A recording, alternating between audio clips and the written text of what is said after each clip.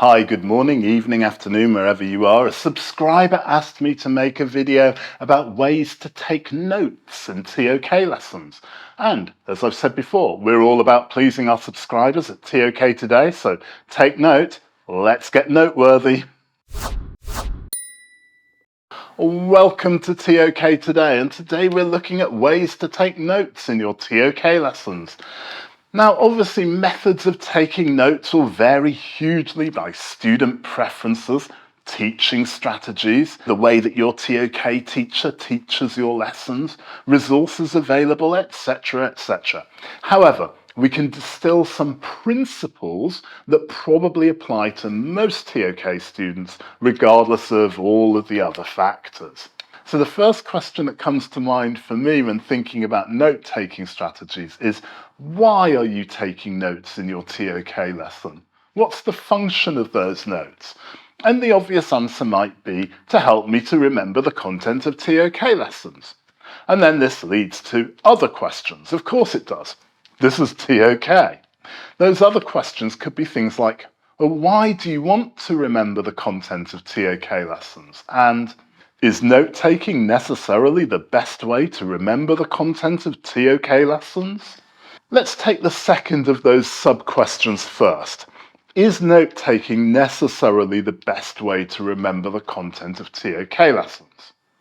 Well, if you do want to take notes in the traditional way, there are lots of different methods to use. For example, the outline method, the Cornell method, the box method, etc., etc. There are loads of posts explaining these different methods all over the internet.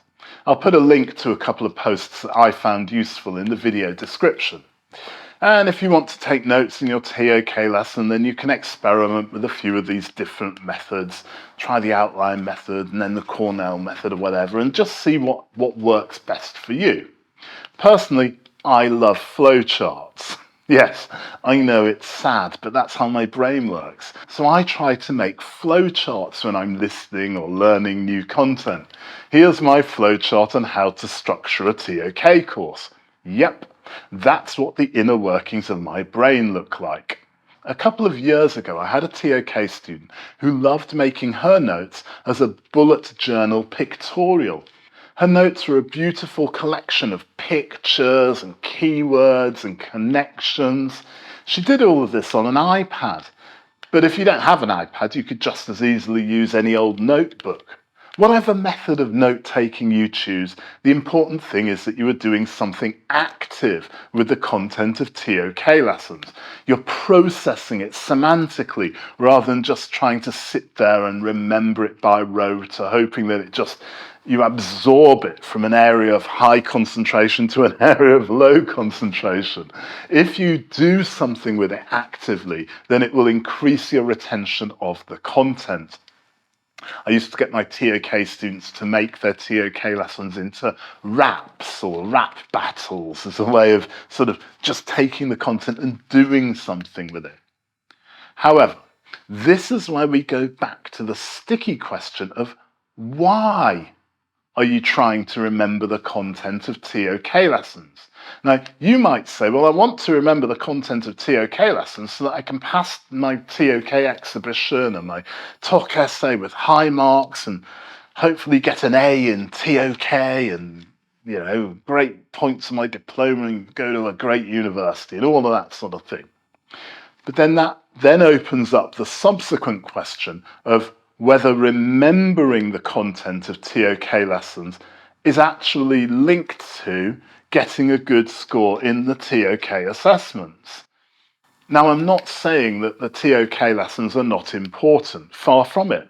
They're incredibly important. We want more ToK lessons, please.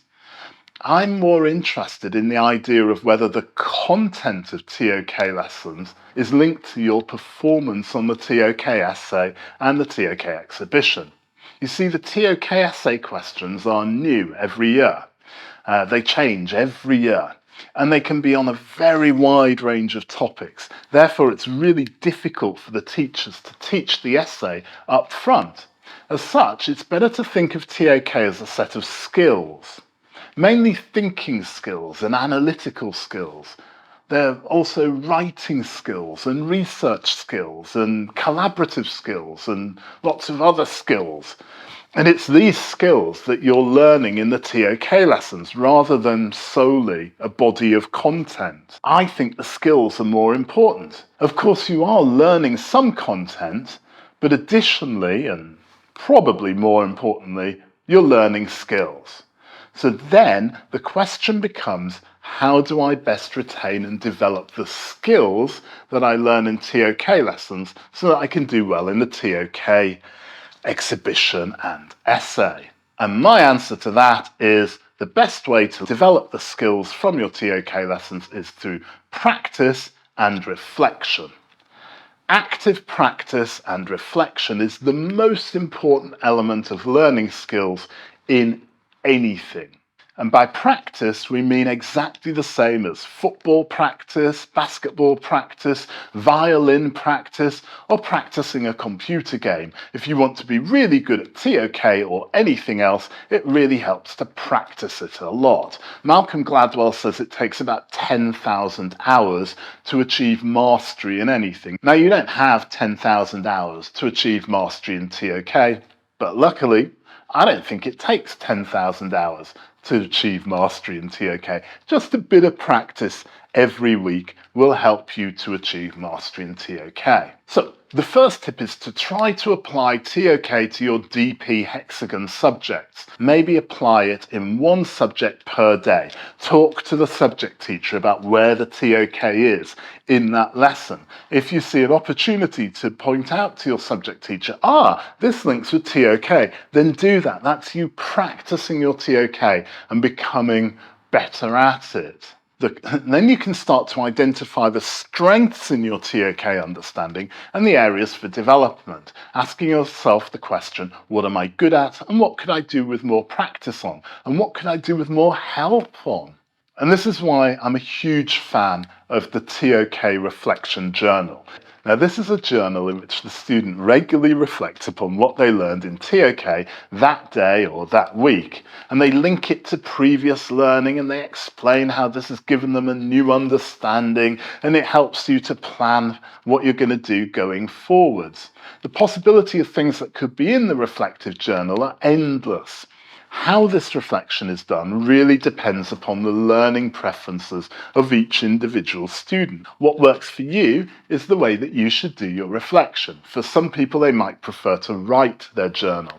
Other people might prefer to do an audio recording. Some students might want to do a video. Other students might want to do a pictorial bullet journal, as my previous student did.